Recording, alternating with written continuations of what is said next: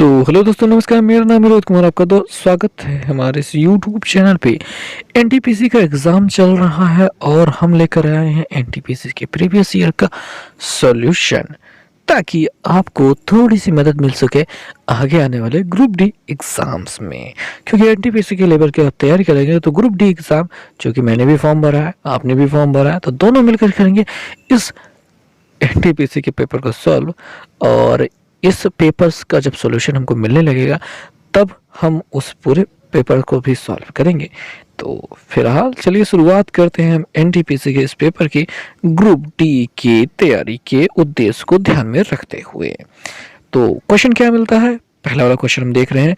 John ने कहा सोरोन सेरोन, ठीक है, यहाँ पे कोई भी बात हो सकती है भाई। जॉन ने कहा कि सोरोन मेरी दादी के इकलौते, मेरी दादी, ये रही दादी के इकलौते इकलौते बेटे, यानी यही होना चाहिए मेरे पिताजी की बेटी, मतलब इनकी बेटी है। तो सेरोन जो है जॉन से कैसे संबंधित है? अब भाई ये भाई बहन होंगे, तो यहाँ पे कौन सा ऑप्शन दिखाई दे? ए आपका सही है, बहन। ठीक है, पहला विकल्प आपका करेक्ट है।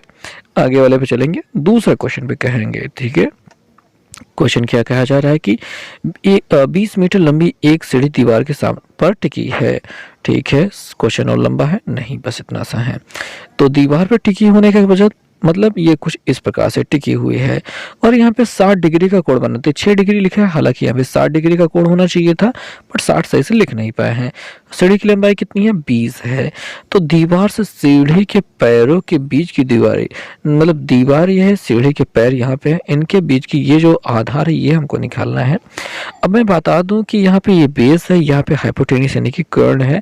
तो लाल बटे कक्का एक फॉर्मूला होता है जहाँ से लंब बटे कर्ण आपको मिल जाता है, जो कि लंब बटे कर्ण ये हो गया, हम आधार बटे कर्ण लेंगे जो कि होता है कॉस की वैल्यू। तो कॉस 60 का मान होता है 1/2 और आधार बटे कर्ण होता है, तो आधार हमको निकालना है, कर्ण हमारा 20 है, इससे काटेंगे तो यहाँ पे मिल जाएगा 10, यानी आधार हमें कितना मिल रहा है? 10 मिल रहा है। तो यहाँ पे हमारा जो पहला वाला विकल्प है वो करेक्ट हो रहा है। तो इस प्रकार से यहाँ पे जहाँ पे 2 नंबर पे आपको पहला विकल्प दिखाई दे रहा है, आप ये सही करेंगे। क्योंकि भी जब यहाँ पे कंप्यूटर बेस्ड क्वेश्चन ये जो हो रहे हैं, इसमें आपको विकल्प थोड़ा सा उल्टा पुल्टा करके दिया जाता है। थर्ड वाला क्वेश्चन में कहेंगे जीवों और पर्यावरण के बीच में अन्योन्य क्रिया के वैज्ञानिक विश्लेषण तथा अध्ययन को क्या कहा जाता है? तो इसे पहला विकल्प सही है, पारिस्थितिकी कहा जाता है, इकोलॉजी इसको अंग्रेजी में कहा जाता है। ठीक है, तो आप इसको याद रखेंगे, पारिस्थितिकी। ओके, आगे वाले क्वेश्चन में चलते हैं। कहा जा रहा है कि बैडमिंटन के खेल में निम्नलिखित में कौन सा एक hard hit over head shot है जिसमें शटल को प्रतियोगी के पाले में तेजी से नीचे की ओर हिट किया जाता है? तो इसको स्मैश कहा जाता है, स्मैश। ठीक है, ये पहला वाला विकल्प आपको सही है। अब देखिए बात ये होती है कि ऐसा ये नेट रहता है, यहाँ पे खिलाड़ी रहता है, ये ऊपर की ओर से अगर आ रहा है तो उसको जल्दी से थ्रो करेगा ताकि नेट पार करके ये जल्दी से नीचे यहाँ से ऐसे थ्रो हो जाए और खिलाड़ी दूसरा वाला यहाँ पे खड़ा रह जाए, तो इसे स्मैश कहा जाता है। हमने बैडमिंटन खेला है, हमारे रूम पार्टनर साथ में जो थे वो भयानक बैडमिंटन प्लेयर थे। भयानक नहीं, बहुत ज़्यादा लेवल तक नहीं जा रहे हैं, गए थे स्टेट लेवल तक बस खेला है उन्होंने, वो फिर पॉलिटेक्निक से। तो उन्होंने इसमें काफ़ी अच्छा, मतलब उनके साथ खेलना बड़ा मज़ेदार रहता था, हालांकि वो हमेशा ही हराते थे। तो पर ये तो है कि उसके साथ खेलने के बाद हमने क्या कहते हैं कि अपने घरेलू जहाँ पे हम घर पे खेलते हैं वहाँ पे तो काफ़ी अच्छा सुधार कर ही लिया था। ये भयानक रहा हमारे साथ ये अनुभव। ओके, तो स्मैश के लिए हमने थोड़ा सा ज़्यादा ही समय ले लिया। अगले वाले क्वेश्चन पे चलेंगे। क्वेश्चन नंबर 5 कहते हैं कि यहाँ पे कह रहे हैं कि घोड़े का जोड़ का अर्थ गुणा है और घटाने का अर्थ भाग है, मतलब बाकी सारी चीज़ें हैं। तो यहाँ पे हम थोड़ा सा हल करने की कोशिश करते हैं, इन चीज़ों को हम थोड़ा सा लिखेंगे। देखिए हम यहाँ पे हमने 35 लिखा है और क्या है माइनस का अर्थ, यहाँ पे माइनस का अर्थ क्या हो रहा है? भाग हो रहा है। तो हम यहाँ पे भाग का निशान 5 बना देते हैं। ओके। और प्लस जोड़ का अर्थ गुणा हो रहा है, तो यहाँ पे गुणा हम 6 लिख ले रहे हैं। और गुणे का अर्थ जो हो रहा है, कहाँ गया, गुणे का अर्थ जोड़ हो रहा है, तो यहाँ पे हमने जोड़ कर लिया, 7 कर लिया। तो यहाँ पे 5 सत्ते 35 होता है, 7 हो रहा है। और 7 छंग 42 हो रहा है। 42 में हम 7 जोड़ेंगे तो हमको 49 मिल जाएगा, यानी हमारा बी वाला विकल्प करेक्ट हो रहा है। तो यहाँ पे तीसरे नंबर पे आपका बी वाला विकल्प सही हो रहा है।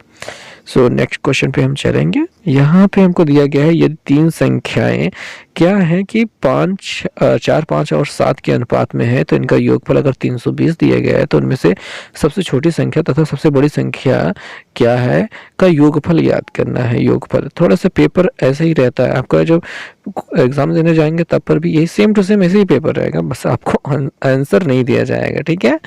ओके, बहुत अच्छी बात है, मैंने अच्छा मजाक किया है। 4, 5 और 7 की बात करेंगे तो इनका जो रेशियो है इनको जोड़ लेंगे, तो 4, 5 9 होता है, 9, 7, 16 हो रहा है।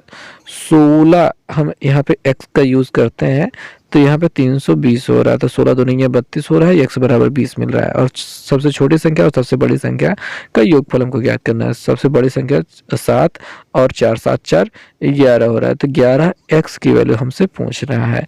तो 20 हो रहा है x की वैल्यू, तो 11 दूनी 22 हो रहा है, 220 हो रहा है हमको सबसे बड़ी संख्या और सबसे छोटी संख्या का योगफल। तो आप देख सकते हैं कि कैसे आपको इसका आंसर मिल चुका है। तो आपको ऐसी शॉर्ट यूज करना है शॉर्ट ट्रिक, ताकि आप इस क्वेश्चन को जल्दी से सॉल्व कर सकें। फिर से एक क्वेश्चन आ गया है, वही चिन्ह को बदलने वाला। जोड़ का अर्थ गुणा हो रहा है, घटाने का अर्थ भाग हो रहा है, गुणे का अर्थ जोड़ हो रहा है, भाग का अर्थ घटाना हो रहा है। तो 15 + 7 लिखा है, तो हम यहाँ पे 15 लिख लेते हैं। प्लस का अर्थ होता है गुणा, हमने 7 लिख लिया।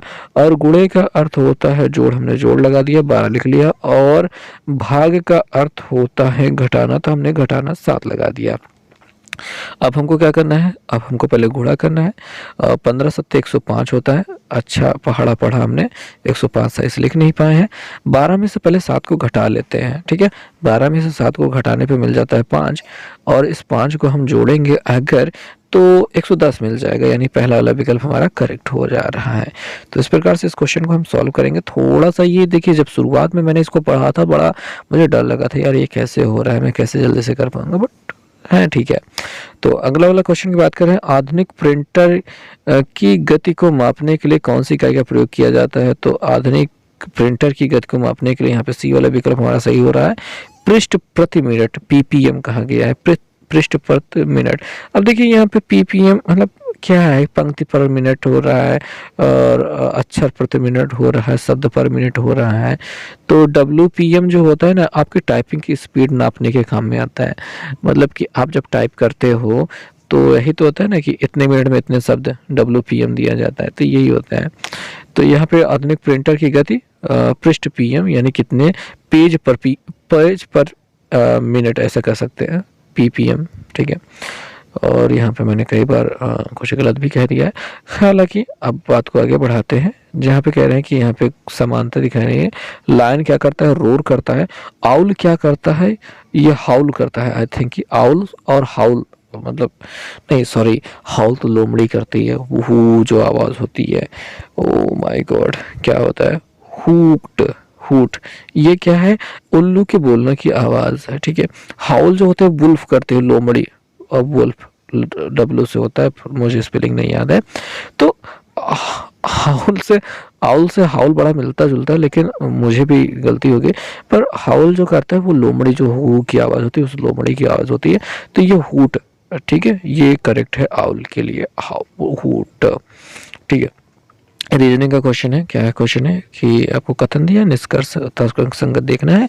क्वेश्चन क्या है, पढ़ते हैं। देखिए भाई, कह रहे हैं कि उच्च जोखिम लेने पर उच्च प्रतिफल मिलता है, मतलब उच्च जोखिम लेने पर कोई उच्च प्रतिफल मिलता है। निष्कर्ष क्या है, कोई जोखिम नहीं कोई लाभ नहीं, ऐसा हमको ऊपर वाले से ज्यादा कुछ ये मिलता नहीं है, ठीक है।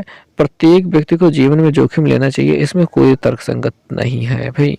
तो यहाँ पे ना तो पहला सही है ना तो दूसरा, कोई सही नहीं बन रहा है, ठीक है।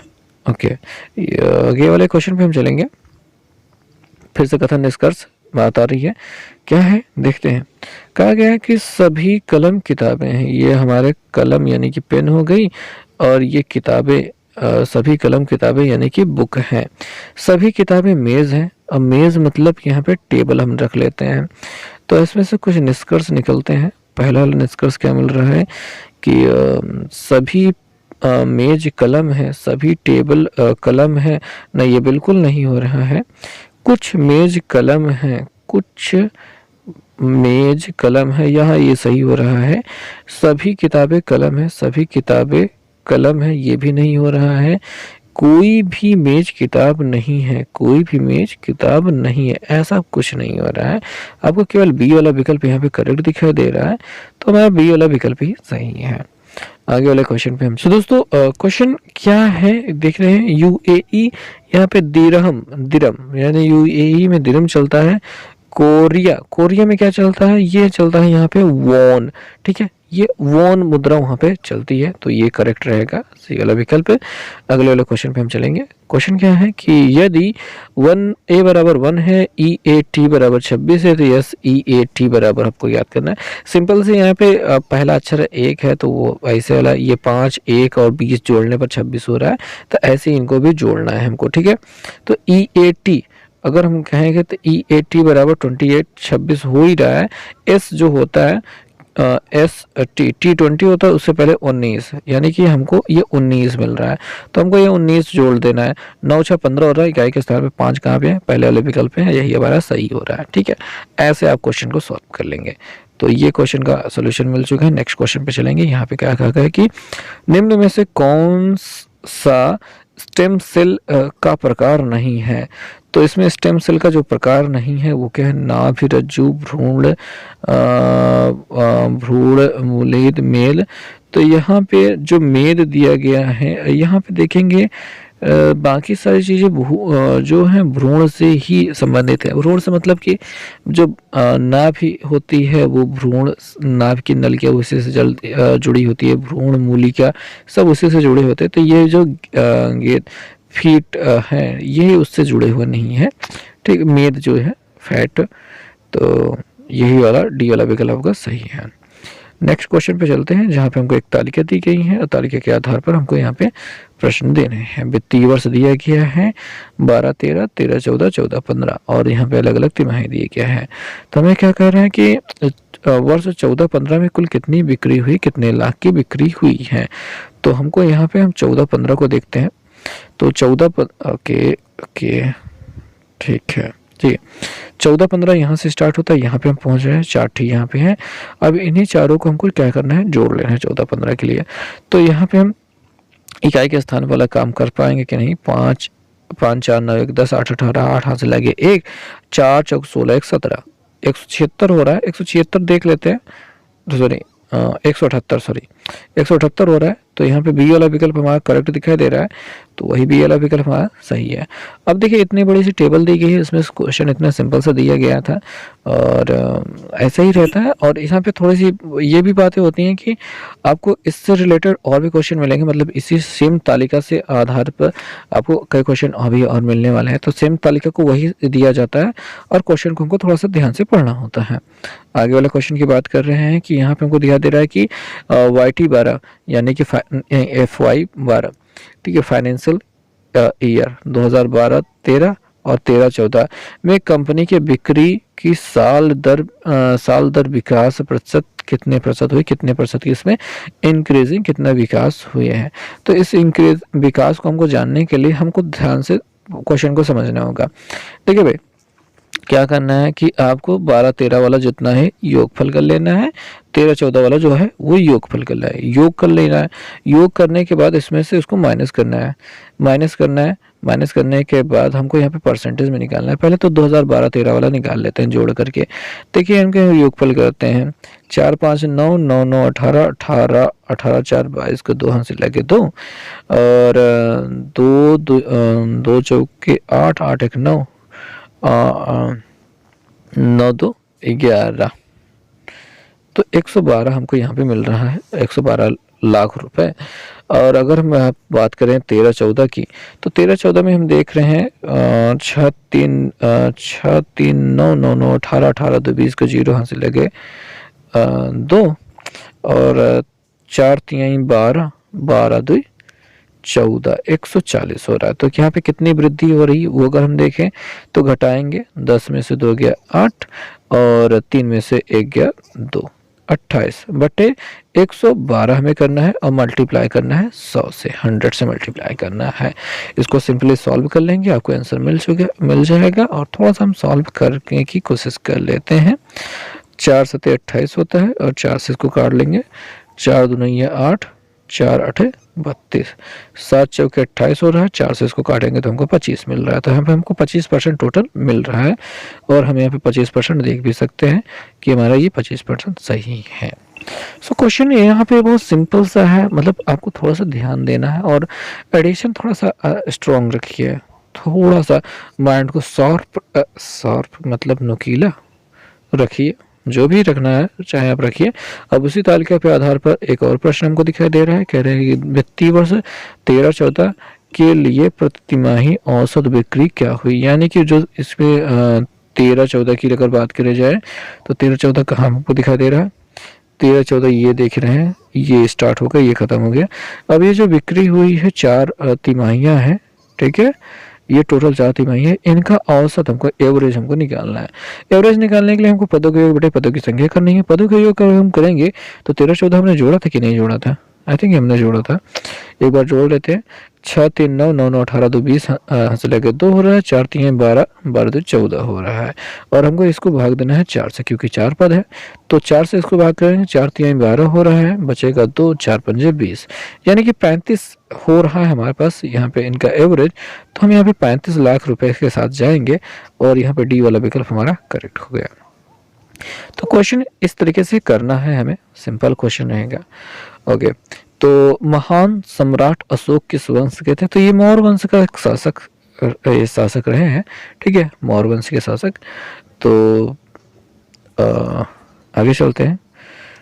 वैसे मैं क्या कहते हैं कि अशोक महान इतना कहा जाता है, मतलब अशोक को महान कहा जाता है, इतना फैसिनेट हूँ इनके बारे में कि मैं इनके मतलब इनके युग में एक बार या फिर एक दिन बिताना चाहूँगा। और ये ऐसा टाइम मशीन वाला समय होता, मतलब होता कॉन्सेप्ट, तो ये हम उनके समय में जा कर के रह सकते, तो एक टूरिस्ट की तरह या फिर एक विजिटर की तरह जाते और उनकी ज़िंदगी को थोड़ा सा हम करीब से देखने का प्रयास कर लेते तो हमारे भाग खुल जाते, ऐसा कुछ मैं सोचता हूँ। सो दोस्तों नेक्स्ट क्वेश्चन जो आ रहा है वो है गणित से, कह रहे हैं ए और बी मिलकर एक काम को 40 दिन में कर सकते हैं, उनकी काम करने की दर का अनुपात 8:5 है, तो ए उसी काम को कितने दिन में कर सकता है। तो यहाँ पे हम देख सकते हैं काम करने की दर का अनुपात जो दिया गया है 8:5, यानी ए एक दिन में 8 काम करता है, बी 5 काम करता है। अगर दोनों साथ में काम कर रहे हैं तो 8 5 13 काम, 13 सामान बन रहा है एक दिन में और काम चल रहा है 40 दिनों तक, तो हम 40 से गुणा कर देंगे तो हमको पता चल जाएगा कुल कितने सामान बनाने हैं। तो हम गुणा करते हैं, हमको मिल जाता है 0, 4 3 12 2 यहाँ से लगे 1 और 4 1 कम 4 1 5, यानी कि हमको 520 सामान टोटल हमारे पास होते हैं। अब ए क्या है कि 8 ही सामान बना पा रहा है एक दिन में, हमको कहा जा रहा है, पूछा जा रहा है कि ए उसी काम को कितने दिन में कर रहा है। तो ए 8 सामान बना पा रहा है एक दिन में, तो हम यहाँ कर लेंगे 8 से भाग, तो हमको पता चल जाएगा कि ए कितने दिन में पूरा काम को ख़त्म कर पाएगा। तो 8 से भाग कर देंगे, 8 3 24, 8 5 40, 8 छंग 48, 8 7 56 और 8 छंग 48, छंग 48 बच रहा है कितना 4 और 8 पंचे 40, यानी कि 65 हो रहा है, यानी बी वाला ए वाला विकल्प जो है वो हमारा सही हो रहा है। तो इस प्रकार से इस क्वेश्चन को सॉल्व किया जा सकता है आसानी से और जल्दी से भी। नेक्स्ट वाले क्वेश्चन पे हम चलेंगे जहाँ पे हमसे पूछा गया निम्नलिखित मस्जिदों में से किसका निर्माण मुगल सम्राट शाहजहाँ के द्वारा कराया गया था। तो शाहजहाँ ने जामा मस्जिद बनवाई थी, ठीक है, जामा मस्जिद दिल्ली की जो है वो शाहजहाँ ने बनवाई थी, शाहजहाँ के द्वारा बनवाया गया था। ओके, क्वेश्चन है कि श्रीलंका तब सीलोन को किस वर्ष डोमिनियन ऑफ सीलोन के रूप में स्वतंत्रता प्रदान की गई, कब ये स्वतंत्र हुआ था। तो इसके लिए पहला विकल्प सही है, 1948 में इसको स्वतंत्रता मिली थी, ठीक है, श्रीलंका को स्वतंत्रता मिली थी। अगला वाला क्वेश्चन है गणित से है, कह रहे हैं एक समकोण त्रिकोण, त्रिकोण मतलब त्रिभुज का क्षेत्रफल दिया गया है 30 वर्ग सेंटीमीटर, उसकी समकोण है तो कुछ ऐसा आकृति होगी, ठीक है।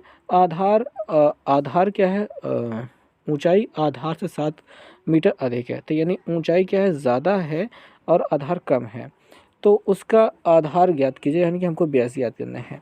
तो भैया यहाँ पे आधार इसका जो क्षेत्रफल होता है वो क्या होता है, 1/2 आधार गुणते ऊंचाई, 1/2 आधार गुणते ऊंचाई होता है। अगर हमसे आधार पूछा जा रहा है, अगर हम पहला विकल्प 5 लेते हैं तो उसकी ऊंचाई उससे 7 अधिक 7 5 12 होनी चाहिए। क्या इसका क्षेत्रफल 30 हो रहा है, तो हम यहाँ पे गुणा कर लेते हैं, 1/2 और 12 पंजे 60, 60 का आधा 30, 30 काम बन जा रहा है। विकल्प से हम देख कर किस में करेंगे तो 30 काम बन जा रहा है किसका, पहला विकल्प, यानी कि हमको 5 लेने पर।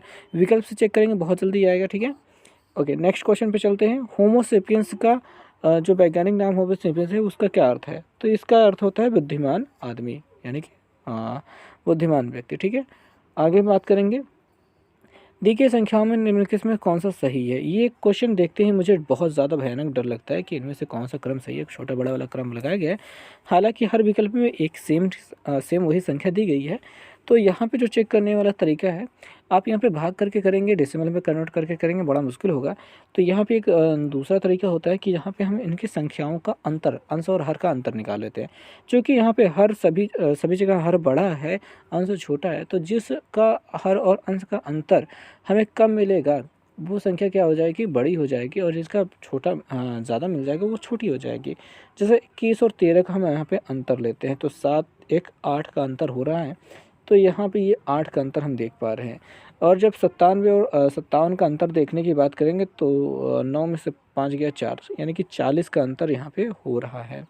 52 और 94 का अंतर देखेंगे तो 4 में से 2 गया 2 और 9 में से 5 गया 4, ये 42 का अंतर हो रहा है।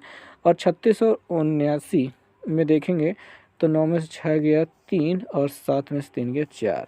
तो यहाँ पे हमको समझ में आ रहा है कि सबसे कम अंतर वाली गिनती क्या है, ये 13/21 है, ये सबसे बड़ी होगी, सबसे बड़ी, यानी कि किनारे पे आप देख रहे हैं ये बी और सी विकल्प में दिखाई दे रहा है। और 43 जिसमें है वह सबसे बड़े अंतर, वही गिनती सबसे छोटी होगी, तो 69 वाली जो है, ठीक है, यहाँ पे दोनों बी और सी विकल्प दोनों में ही दिया गया है। अब 40 और 42 वाला क्रम हमको निर्धारित करना होगा। तो सबसे बड़ी तो ये हो गई, उससे छोटी जो होगी 40 वाली, 40 अंतर वाली, यानी 57 वाली होगी, ये सही हो रहा है, ठीक है। यहाँ पे भी यहाँ पे नहीं सही हो रहा है, बी वाले विकल्प में ये सही नहीं हो रहा है, तो डी वाला विकल्प हमारा करेक्ट है। इस प्रकार आप इसको चेक कर सकते हैं, ठीक है। इस प्रकार से अगर आप इसका निर्धारण करेंगे तो हालांकि मतलब कि ये शॉर्टकट ट्रिक है, ये जल्दी से आपका निर्धारण कर देगी। तो डी वाला विकल्प हमारा सही हो रहा है। नेक्स्ट क्वेश्चन पे हम चलेंगे। यहाँ पे हमसे पूछा गया है निम्नलिखित में से किस देश को 2011 में स्वतंत्रता प्राप्त हुई। तो इसको सबसे यंगेस्ट कंट्री भी कहा जाता है, यानी कि सबसे बहुत यहाँ पे मतलब यंग पॉपुलेशन नहीं है, लेकिन बहुत हाल ही में जो आज़ाद हुआ है या फिर नया देश बना है। तो ये कौन सा है, दक्षिणी सूडान जो देश है, ये सबसे यंगेस्ट कंट्री कहा जाएगा, या फिर 2011 में इसको स्वतंत्रता प्राप्त हुई है। नेक्स्ट क्वेश्चन पे हम चलेंगे। यहाँ पे दिया गया है एक कूट भाषा दी गई है, कोडिंग दी गई है, जिसको हमको डिकोड करके कुछ नया बनाना है। तो थोड़ा सा जूम करते हैं, क्वेश्चन हम देखते हैं कि यहाँ पे एस बन रहा है एन, एस होता है 19, एन होता है 14, तो यहाँ पे हम कह सकते हैं कि -5, 5 घटाया जा रहा है। टी होता है 20, वी होता है यहाँ पे 22, तो यहाँ पे +2 हो रहा है। यू होता है 21, पी होता है 16, यहाँ पे -5 +2, -5 +2 हो रहा है, यानी कि 5 घटा रहे हैं, फिर 2 जोड़ रहे हैं। तो टी होता है 20, उसमें से 5 घटाएंगे 15, 15 यानी कि ओ, यानी कि पहला वाला दूसरा विकल्प में सही हो सकता है। ई होता है 5, उसमें 2 जोड़ेंगे तो 7, 7 यानी कि जी। तो हम यहाँ पे देख सकते हैं जी, ओ और जी लेकर के केवल पहला वाला विकल्प है, तो वही हमारा सही है। बाकी हम चेक करना है कि ज़रूरत नहीं है हमें, ठीक है, पहला विकल्प हमको यहाँ पे मिल चुका है। ओके, कंप्यूटर के निर्माता उपयोगकर्ता द्वारा एक बार प्रोग्राम किए जाने के बाद निम्नलिखित में से में से किसे संशोधित नहीं किया जा सकता। तो इसे ये सही उत्तर है हमारा रोम, इसको संशोधित नहीं किया जा सकता, इसको नहीं बदला जा सकता, बाकी सब बदले जा सकते हैं। अगला वाला क्वेश्चन है, कहा जा रहा है कि दो धनात्मक संख्याओं का अंतर 50 है, दोनों का अनुपात 7:2 है, उन संख्याओं का गुणनफल को ज्ञात करना। सिंपल से है, 7x और 2x का अंतर 5x हो जाएगा। 5 x बराबर अपना 50 कर लेंगे। 5 से काटने पर हमको 10 मिल गया है। अब इन संख्याओं को हमको गुणनफल करना है, तो हमारी संख्या क्या हो जाएगी, 70 और 20 हो जाएगी। क्या हो जाएगी, 70 और 20 हो जाएगी। 7 दूनी 14 हो रहा है, 14 डबल 0, 1400 जो मिल रहा है वो सी वाला विकल्प हमारा करेक्ट हमको दिखाई दे रहा है। ऐसा आप इस क्वेश्चन को कर सकते हैं, बहुत जल्दी से हो जाएगा। ओके, आगे बात कर लेते हैं। इस क्वेश्चन में कह रहे हैं कि इसका जो कोड बसा है, तो h के बाद i, e के बाद d, यानी कि i h i यानी +1 हो रहा है। पहले +1 किया, फिर e के बाद d -1 किया, a के बाद b +1 किया है, और l के बाद l के बाद k हो रहा है, के l यानी कि -1 किया, तो +1 -1 हो रहा है। h के बाद हमको क्या करना है, +1 करना है, तो i सभी में करेक्ट हो रहा है। o के बाद माइनस, ठीक है, तो होता है कितना अपना 15 -1 यानी कि n, ठीक है, n मतलब कि 14 पे n मिलता है। तो d वाला विकल्प ही हमारा सही दिखाई दे रहा है, क्या है कि i और n केवल ये d वाले विकल्प में है और किसी में नहीं है, तो वो हमारा करेक्ट हो गया। नेक्स्ट क्वेश्चन पे चलेंगे। कह रहे हैं जलियांवाला बाग हत्याकांड का आदेश किसने दिया था। तो जनरल डायर हमको याद है, हमेशा से हमको याद है, लेकिन यहाँ पे डायर डायर करके 2 दिया गया है, तो कर्नल रेजिनाल्ड डायर जो होता है, ये पहला वाला विकल्प हमारा सही है। माइकल ओडायर नहीं सही है, ठीक है, जनरल रेजिनाल्ड डायर, और जनरल नहीं है, कर्नल कहा गया है, बस हमने जनरल डायर याद करके रखा था। खैर, आगे वाले क्वेश्चन पे चलेंगे। यहाँ पे हमारे पास क्वेश्चन है कि अर्धवार्षिक रूप से चक्रवृद्धि ब्याज के 80,000 रुपये को 2 वर्ष के बाद 20% वार्षिक ब्याज की दर से कितने रुपए होंगे। अर्धवार्षिक रूप से यहाँ पे हमको अर्धवार्षिक रूप से चक्रवृद्धि ब्याज निकालना है। तो चक्रवृद्धि ब्याज निकालने के पहले बात तो मूलधन हमने लिख लिया, करेक्ट हो गया, 80,000 है, लिख लिया। और यहाँ पे दर देखेंगे, दर क्या है, 20% वार्षिक है, लेकिन यहाँ पे हमारा छमाही चल रहा है, तो हम यहाँ पे 10% लेंगे, उसका आधा 10 बटे हमने 100 कर लिया है। अब घाते कितना है, 2 तो नहीं लगाएंगे, अर्धवार्षिक चल रहा है, 2 साल कह रहे थे, यानी 4 छमाही हो जाएगा, 0 से काट देंगे। 10 करना हम 10 की 11, 11 बटे 4, 11 बटे 10 हो रहा है, और अगर घाते 4 लगा रहे हैं तो 4 बार यहाँ पे गुणा हो जाएगा, 4 0 हो जाएगा, और 11 को हम यहाँ पे गुणा करेंगे 4 बार। ओके, यह 4 0 ऐसे कट जाएंगे। अब 1 करना में 1 करना में 1 करना में इकाई के स्थान पे 1 मिलेगा, 1 अट्ठे 8, इकाई के स्थान पे हमको 8 मिल रहा है। यहाँ पे क्या हमसे पूछ रहा है कि कितने रुपए वार्षिक दर पे से कितने हो जाएंगे। तो यहाँ पे इकाई के स्थान पे 8 वाला जो हो रहा है, केवल बी वाला विकल्प हमारा करेक्ट है, तो यही हमारा सही हो जाएगा। तो आप यहाँ पे पूरा मल्टीप्लिकेशन करने के बजाय क्या स्थान निकाल लेंगे, तो बहुत जल्दी से आसानी से आपको मिल जाएगा।